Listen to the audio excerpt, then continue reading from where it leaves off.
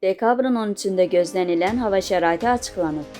Milli Hidrometeorologiya Xidmətinin məlumatına əsasən Bakıda və Abşeron yarımadasında hava şəraitinin dəyişkən buludlu olacağı, arabir tutulacağı, əsasən yağmursuz keçəcəyi gözlənilir. Lakin axşam bəzi yerlərdə yağış yağacağı ehtimalı var. Mülayim cənub-qərb küləyi günün ikinci yarısında arabir güclənən şimal-qərb küləyi ilə əvəz olunacaq. Havanın temperaturu gecə 6-9 dərəcə, gündüz 11-13 dərəcə isti olacaq. Atmosfer təzyiqi 760 mm civə sütunundan 754 mm civə sütununa inəcək. Nisbi rütubət gecə 80-85%, gündüz 60-65% təşkil edəcək.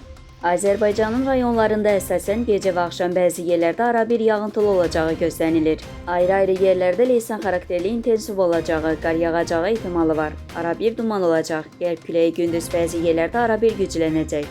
Havanın temperaturu gecə 4-9 dərəcə, gündüz 10-15 dərəcə isti. Dağlarda gecə 0-5 dərəcə şaxta, gündüz 4-7 dərəcə isti olacaq.